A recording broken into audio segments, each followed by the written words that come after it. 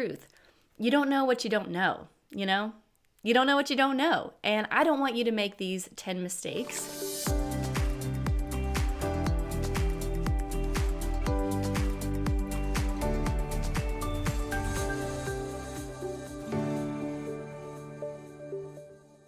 Hello and welcome back to the Dream Printing Podcast. Today's episode 210 and I'm so excited to share with you my top 10 mistakes for self-publishing. These are 10 mistakes that you could make if you are trying to self-publish your own planner, devotional, or journal. And I'm going to go through these so you don't have to, because here's the truth. You don't know what you don't know, you know? You don't know what you don't know. And I don't want you to make these 10 mistakes. So I'm going to share with you what they are so you don't have to. And for those of you who are new here, I'm Polly Payne, the CEO and founder of Horacio Printing. I've sold over 47,000 dream planners around the world, along with devotionals and journals and other stationery products. And so I'm here to help you on your journey if you have the dream to create your thing. And so we're going to talk about top 10 mistakes you could do in self-publishing. Before I dive into mistake number one, I wanted to share a quick note from a Print School student. Print School is my signature program where I take people from having an idea in their head and in their heart and actually getting that idea printed in person. I've had a couple Print School students mail me their products recently that have graduated the program. This one is Melissa Reed. This is her travel journal. It's absolutely stunning, so cute. And then this one is Palm Prayers by Sharon. She's a Print School student as well. This is a beautiful prayer journal that I'm absolutely in love with. I will link these products below so you can follow along on their journeys. But it makes me so happy. These are kind of like my grandbaby printing products, those going through Print School. But I wanted to share with you Brittany's story. She just sent me an audio, so I'll play that right here. Hello, my name is Brittany and I'm a photographer and a business coach. I first came across Polly's podcast in May after I had what I can only explain as a divine Holy Spirit download to create a planner. I am a DIYer at heart, so instead of jumping straight into Print School, I set out to do it myself. I really wanted to be a print-on-demand planner because I didn't want the hassle of keeping inventory and having to worry about the logistics of shipping. And as I got deeper and deeper into the project on my own, I started to realize that I was in over my head. For the luxury, custom, beautiful planner I wanted to create, it was going to be $50 just to print one copy. I kept listening to Polly's podcast, even though I was still set on doing this myself. And I heard an episode where she talked about cost per unit when ordering in bulk, which was closer to $5 to $10 a planner. And I joined Print School that day and immediately saved myself $15,000. Polly has made the entire process so easy. No longer did the process feel overwhelming and daunting. I love that Polly pays for your sample and holds your hand every step of the way during the print and launching your planner process. Polly, I cannot thank you enough for what you do. Thank you, thank you, thank you. I'm so proud of Brittany, and I have posted her link below. So if you want to check out her planner and purchase one, grab it. I'm so proud of all my Print School students. And if you're interested, I have something really exciting coming up in the new year. So mark your calendar for January 15th through the 19th. I'm hosting a free Print Your Thing challenge. It's a 5-day Print Your Thing challenge, Monday through Friday, where I hang out with you live from 1:30 to 2:30 Eastern Standard Time. So you can go to horacioprinting.com/print. That's horacioprinting.com/print and register. It's absolutely free and we get to hang out live. I'd love to connect with you. For those of you who watch on YouTube or listen on the podcast, I would absolutely love to hang out and I would love to help you on your journey. Basically, through this challenge, I teach you how to go from an idea to fully printed product. We go through ideation. I talk you through the timeline of the process. I also teach you the costs. So I actually get quotes from my printer and I help you figure out how much will it cost for me to do this? And so you can really ask yourself the questions of, is this the next step for me? am I ready to print something and create it? I also go through marketing and sales and how I go through my marketing and sales process. So it's a super fun 5-day challenge. Melissa was in the challenge last time I did it, last March. And so she birthed her travel journal after doing the 5-day challenge. So I want to invite you to it. It's absolutely free, HoracioPrinting.com/print. Now, let's go ahead and dive into today's episode. I'm so excited to share with you these 10 mistakes. If you're taking notes, grab your journal. You're going to want to take some notes. The first mistake that I see, you ready for this? You got your journal? Okay, the first mistake that I see when it comes to self-publishing is using Amazon KDP. Amazon KDP is Amazon's self-publishing service, and there's a time and a place for it. There's been plenty of people that are super successful with Amazon KDP. There's been people that have used Amazon KDP and they weren't. And I've had people come into print school or just friends that I know that, hey, I launched a book. I wanted to do a workbook with it. I tried Amazon KDP, and this is what they tell me. They tell me the quality wasn't there. There's not a lot of options when it comes to Amazon KDP. So what's great about Amazon KDP is it's print on demand, which means, let's say your Aunt Mildred goes on to Amazon and grabs your product and buys it. Amazon in real time prints a copy for your Aunt Mildred and ships it to them. You get a little bit of money from that sale. Let's say Aunt Mildred bought it at $20. You're probably going to get like $3, and Amazon keeps the rest. What's nice about it is it's low touch. You're not worried about shipping anything out. It seems kind of ideal. It's kind of like you're getting a little cut from your royalty. Let's call it a royalty. And Amazon keeps the rest. Now, here's the problem. What I hear in my space is that the quality isn't there. It's not the paper I want. It's definitely not the cover I want. It's not the binding I want. It doesn't have tabs. I can't get an elastic strap. I want a bookmark. I want blah, blah, blah, blah, blah, blah, blah. So Amazon KDP only makes sense if you're publishing a novel, you're publishing a book, you're publishing the next episode of ACOTAR. You know what I mean? If you're publishing a paperback book, Amazon KDP, go for it. Like, that's a perfect place. But if you are here because you want to make a planner or a journal or a Bible study and you want it to be high-end luxury. Now, when I say high-end luxury, I'm talking, here's a couple examples from our print school student. Like, this was Bethany's Warrior Mama prayer journal. She wanted linen. And if you're listening to the podcast, you can hear it on the microphone. But if you can also watch this episode on YouTube. But she wanted linen. She wanted something really nice, like a coffee table book style. And you can't get this with Amazon KDP. You can't get gold foil debossed stuff.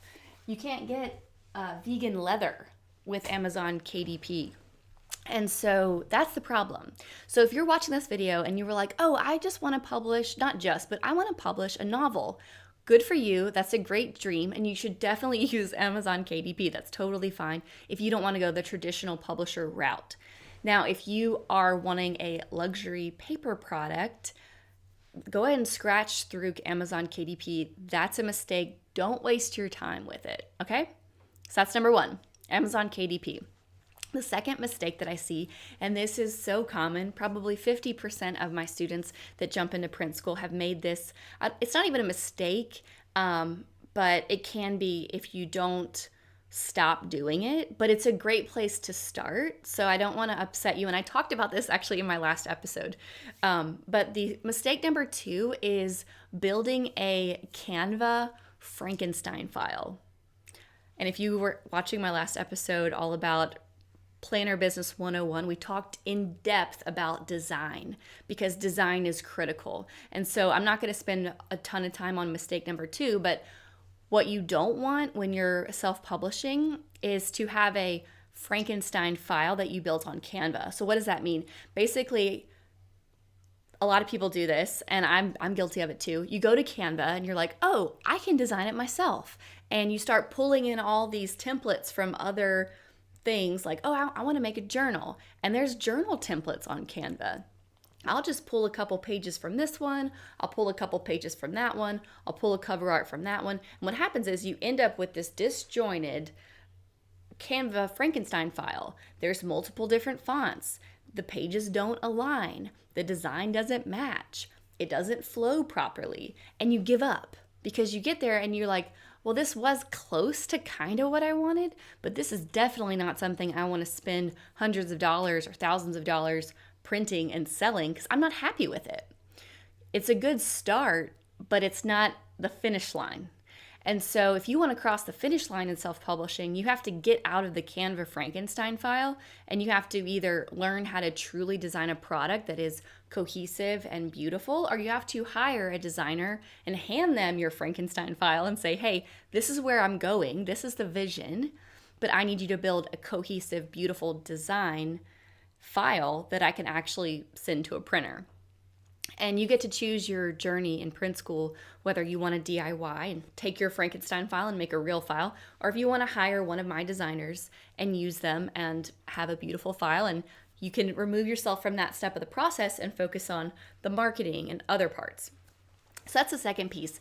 There's nothing wrong with starting with a Canva Frankenstein file, but that's not what you want to put out in the world, because that's going to be low quality, poor design, and you're not going to be able to retain customers, because if someone does buy it, they're going to be put off by the poor design. And that's no offense to you. That's okay. We just want to be excellent. I want you to be excellent. I want your customers to open your product and go, wow, this is beautiful. This belongs in a museum. I love it. It makes me so happy. It's filled with peace because the design is stunning. It inspired me and I did this because of it. Like, you want to have good impact. You want to make profit. You want to keep going. So you need to have good design. And that's the big mistake, is a Canva Frankenstein file. Just say no. Just say no. Okay. Mistake number 3 is poor margins and bad alignment. This is another subset of design issues that I see. Now, what is margin? Margin is the space, and I'll kind of show you what that looks like on my page of my planner. And for those of you watching on YouTube, you can actually see this. And for those of you listening, if you want to watch this on YouTube and see what I'm talking about, you can. Now, I'm holding up my planner right now, and there is space here where the binding occurs on the page. So this space between here and there, like, that's the margin. The space between this word December and the top, this is margin. There's a little bit of margin around the edge of the page. And if you don't have margin around the design of your page, your design's going to be too close to the cut line. The cut line is here, right? And I don't want this, Saturday the 6th being so close to the edge. And if you don't know if it's a right-hand side page or a left-hand side page, you can't design it properly to have the right margin. You don't want your words shoving into the center. Here's another example of a great student who just finished her product. This is Sharon's beautiful prayer journal. And see Sharon right here between week 4 and the crease in the center of the binding. She's got a nice juicy margin right here. She also has lay flat binding, which we'll talk about binding later. But she's got a nice margin all around the page. And if you don't have a clean margin and your words are right up to the top of the product, that's not a good look. That's not good design. And so you want to have good margins and you want to have good alignment. Now, Sharon hired one of our designers to help her in the printing of this product. And you can see here on this page specifically, do you see how this page on the left-hand side and this page on the right-hand side align? Like, the heading on this left-hand side matches the heading on the right. Everything's in alignment. If you open up a product, you buy something, you walk into Marshall's and you pick up a beautiful journal, you like the cover, you open it up, and on one side of the journal, the page is up here, and on one side of the journal, the headings down here and they don't align, like that's one of the issues you'll run into with your Canva Frankenstein file, because things aren't aligned because they weren't designed as a spread. And this is what we teach inside of Print School, because I want every single student graduating with a product that they're super proud of. Why? Well, because I want you to be successful. I want you to be proud of it, period, right? I want you to have what you dreamed of, but also I want you to be successful. I want you to be confident when you're selling it. And if you love your product and you get it and you're obsessed with it, it's going to be a lot easier for you to market it and sell it and be excited to share it. Okay, so that is mistake number 3, poor margins and bad alignment. Mistake number 4 is poor binding, or just not having the binding you want. And that's one big problem with Amazon KDP, is they don't have a lot of great options for binding. You either can have like paperback book that's glued in and doesn't lay flat like your typical novels, or you can have like plastic spirals. But you don't want that. You want something great. You want beautiful lay flat binding, right? And you want beautiful, and for those of you listening, that was me opening up the binding on a book. And you want beautiful golden coil or silver coil. You want high quality. And that's what I want. So that's another reason not to use Amazon KDP, and also not to use some of these print on demand companies that don't offer the options of what you want. In self-publishing, you want to have the right binding you want. And that's why also, like, if you're testing out a printer, you want to get a sample so you can actually see with your eyes the quality of the binding. Mistake number 5, moving along. Mistake number 5 is low quality paper. Ugh, this is probably one of my biggest pet peeves. I don't know if you are also a certified self-declared paper snob, but I'm a paper snob through and through. If you're a paper snob, we can just air hug it out. Love a good quality paper. My planners all have super thick, juicy paper. It's so nice. I love it. That's one of the main reasons I started my company back in 2014 was I wanted a planner with super thick paper. I wanted it to almost feel like a sketchbook, like an art book. And so low quality paper is a great way to lose a customer the next year. Like, this paper wasn't good. Good quality paper is how you keep a customer. So that's, for me, that's mistake number 5 is low quality paper. Ready? Mistake number 6, moving along. The top 10 mistakes in self-publishing is a low quality cover. Whether the cover, let's say the title is off to the side, it scratches off really easy. Maybe the cover material isn't what you want. Like, I can't stand, this is just me.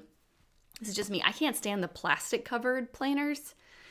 Not a fan. I remember when I was hunting for my planner match, my perfect planner, I bought a Erin Condren planner. Nothing against Erin Condren, and I know she has tons of options. I love her customization. You can really kind of find something that you want. But after spending like, I think $60, which that was probably the first time I ever bought like an expensive planner before. Now that's what I sell. I remember getting it and being like, this was so expensive. And I hate the cover. I loved that it had my name on it. The beautiful design that I picked, it was beautiful, like floral colors with like black. It was so pretty. But I just didn't like that it felt like it was laminated. It just felt like a school laminated, I don't know. I just didn't like it. I wanted something stunning. And so that's why I moved on to make my own. And the first year, it wasn't until like year 3 that we had white marble. But our first year it was black with gold foil. It looked a lot like this poster here, was my first planner. And this is my style. This is how I like it. I also love the faux vegan leather cover styles. I love linen. This is my blush linen here from 2024, which is almost sold out. Anyway, so poor cover. Cover is huge. because cover is what people see on Instagram. Cover is what people share in their stories, And so having a really sharp cover is a great way for just organic traction. Typically, when you go in down a journal aisle, you pick things based on the covers you like. And if you're anything like me, you're like, ooh, I love the cover of this journal. Then you open it and you're like, eh. Either you don't like the paper or you don't like what's inside. But a cover is important. It's like, your first impression of the product. So you want to have a stunning cover that you want, that you gravitate towards. So poor cover quality, design, just say no. That's a big mistake. So mistake number seven. This is huge. In self-publishing, because you're kind of going on your own path, which is really like if you're starting a planner company or you're starting a devotional company or a journal company, you are going on your own. You're not going to have some publisher pick you and say, hey, I really want to publish your blank journals. You're going to have to go on your own. So you kind of have to choose the self-publishing route. Now, one day you could sell your business to a bigger company, of course, but for the most part, you're doing the self-publishing route, right? So mistake number seven is low quality marketing photography. Oh, your marketing has to be so on point. It's a competitive market out there. And I don't say this to scare you away from your journey, but you want to make sure that your photography is stunning and it's wonderful. And I'm not saying it's perfect. Mine certainly is not perfect. We've had years and many years where I've done it myself, and it wasn't perfect, but it was as close to excellent as I could take it. And it's really important that when someone looks at your photography, they can get a clear view of what's inside the product. They can get a clear view of what it would feel like to hold it in their hands. It has clear images of the size. So, for example, if I was doing a marketing with this travel journal, I would want my hands in it. So you could see how petite and wonderful it is, right? Same thing with this guy. If I put this in my hands and do show you how it looks in my hands, you can kind of get an idea of how big it is, right? Because it fits in my hands like this. But you want to make sure that your photography is great. I currently been using a company called Workplay Branding. But historically, I've always just worked with a friend that I know who's a photographer, and I teach them how to do, product photography on the fly. So we'll usually, get into my office, find a space with lots of good natural light, and we'll take tons of photos of the product, lifestyle, and just product photos for the website, where somebody, if they're curious, which they will be, if someone's going to buy your product online, they don't get to touch it and feel it and see everything. So the photos have to do that. The photos have to give that experience of them flipping through the product. And if they're low quality and they're dark or they're blue or they're overly orange or it's blurry and you can't actually see what's on the page, they're going to skip it. They're not going to buy it. You want to be legit. You want to have legit photography. Photography is a great thing to invest in. And inside of Print School, I do teach how to DIY your photography. I also teach you what you need to know if you're hiring a photographer, and your checklist of your shot list of all the photo shots that you need to get. Just like at your wedding. When you have your wedding, you have a shot list that the photographer has. It's the same thing when you do a product photo shoot. Anyways, so that's number 7, having low quality marketing photography. If you're going to spend all your time creating this beautiful thing, you want to show it off, So hiring a photographer is, in my opinion, the best way to go. That's what I do. So mistake number 8. You writing this down? Mistake number 8. And after I get done with all these mistakes, I'm going to share with you my solution of how to not make these mistakes. So mistake number 8 is, ready? Launching without creating demand. Launching your product without creating demand. Once you have your thing, you can't just go, it's here, buy it now. And that's it. They never knew it was coming. They don't know what it is. That's the biggest mistake. Now, unless you just already have this giant audience of people, let's say you have been in this space for 3 years, creating an audience all around building chicken coops. And like, that's what you do. You are the chicken coop lady, and you've got chicken coop people, and you come out with like the chicken coop guide journal or something. You know what I mean? Yeah, you know what? You already have an audience. You don't have to do like this hardcore strategy to build demand, because like you've got your people. Now, for everyone else who hasn't been building this buying audience for however many years, you have to create demand. And that's really important. I create demand every single year with my planner team, with my planner, Horacio printing family is what I call them. But I create demand by doing a huge hype up campaign, hyping up to reveal day, hyping up to launch day with tons of educational content. And my first year, I did the same thing. And I teach in launch school, which is the course right after print school. I teach in launch school how to create a launch campaign, because you have to educate people on the product, especially if it's a brand new type of product. Now, calendars, people know calendars, people understand planner people get planners. But if you're coming out with this brand new type of hybrid product, they're going to need to know what it is so that they know that they want it and they know what problem it solves for them. So you have to create that demand. And that's what I teach in launch school, how to, actually deliver the content, who to deliver it to, how to grow that audience, how to grow that demand list. I also teach you the understanding of how many you should buy, how many products should you buy based on your current audience now and what it could be. So we go through all of that inside of print school and launch school so that you're not just kind of feeling around in the dark. Like, I hope people buy it. Like, I want you to have confidence when you launch it of like, this is how many you could expect to sell with a launch based on your current sphere, based on like your current audience and people you have access to. So launching without creating demand is a big mistake. And if you actually want to go back to listen to episode 192, I teach 5 keys to a successful launch. So I definitely recommend going back and listening. I don't think this episode's on YouTube, so you have to go back to the audio podcast, the Dream Printing Podcast, and listen.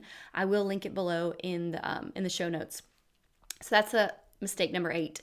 Mistake number 9, and this is a big one that I see all the time, and not just for printing things, but for any big dream that we have. Mistake number 9 is letting fear stop you before you even try.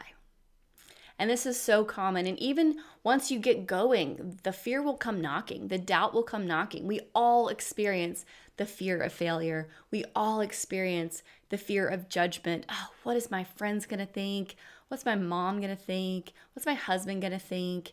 And there are people that try to blow out our candle when we start to share our dreams with them. And it's painful. It's so painful. And I've been there. I've walked that journey. And I'm still walking that journey, and it's going to happen. And so we can either choose to let fear stop us from even trying, or we can say, you know what, fear, I acknowledge you.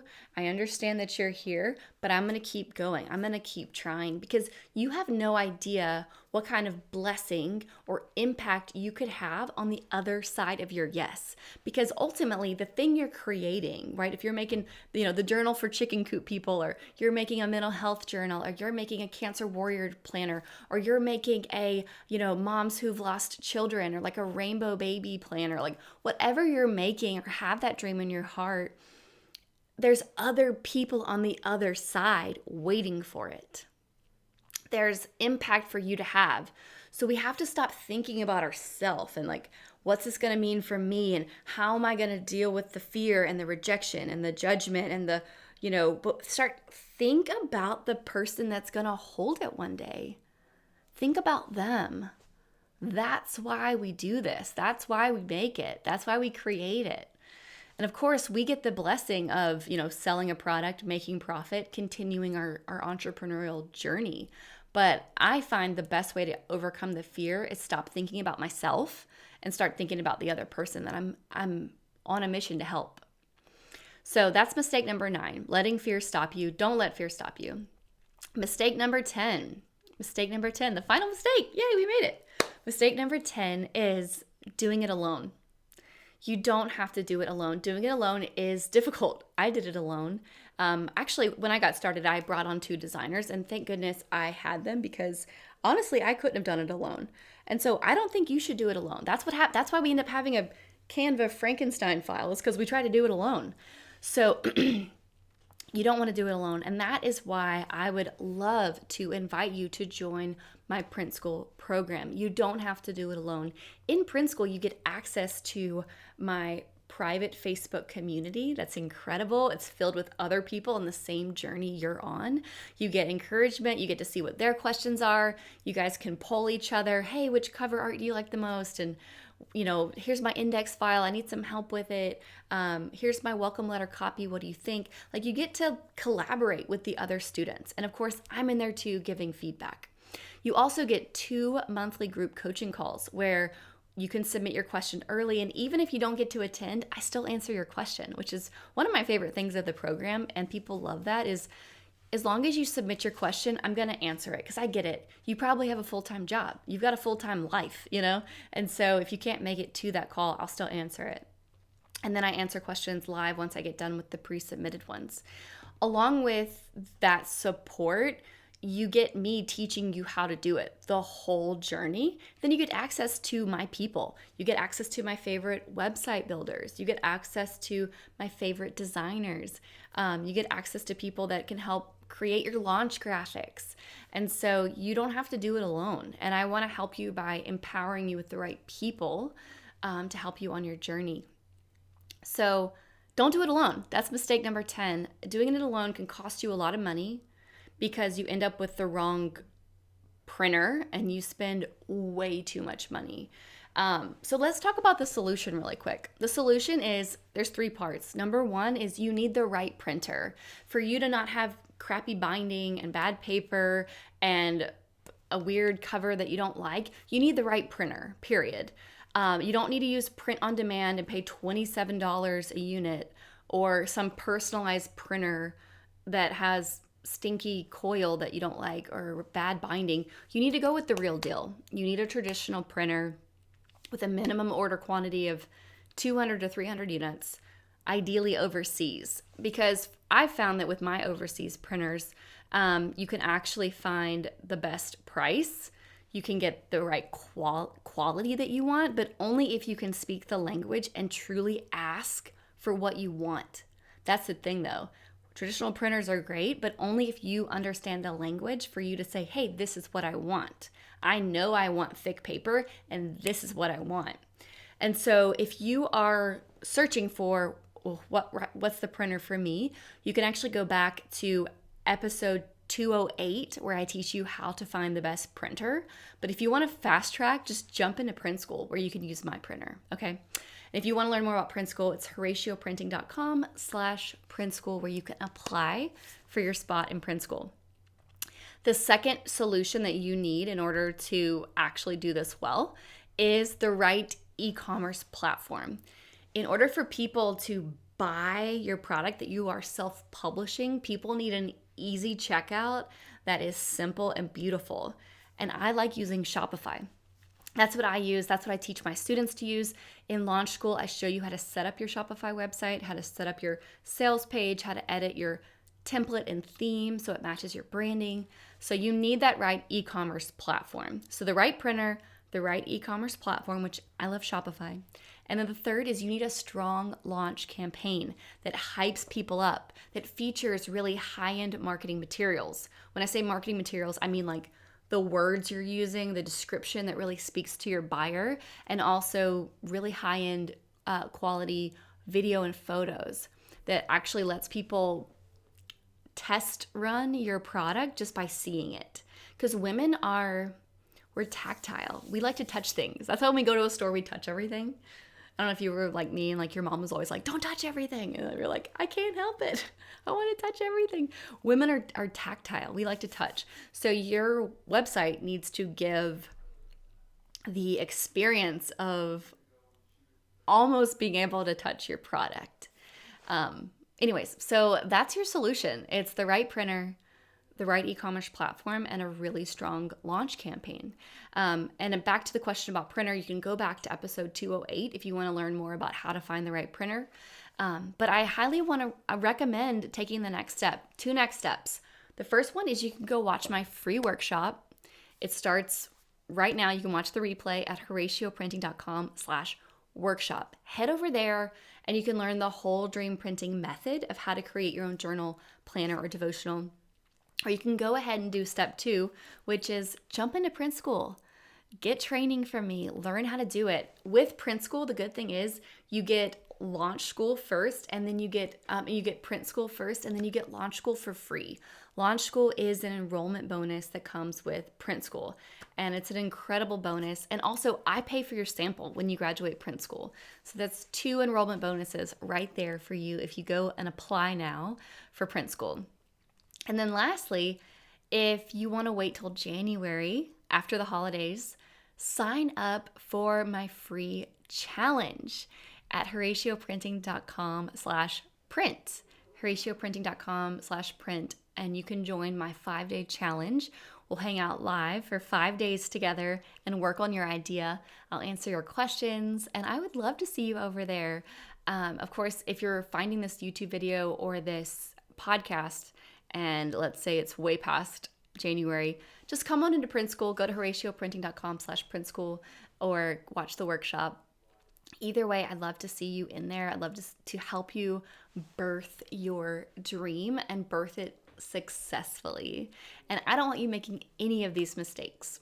So I hope this has been helpful. If you have a question or something you want to see on the next episode of the Dream Printing Podcast, comment below. I would love to get to know you. I'd love to know what questions you have. And I'll see you right back here. Be sure to subscribe to our show, and I'll see you here next week.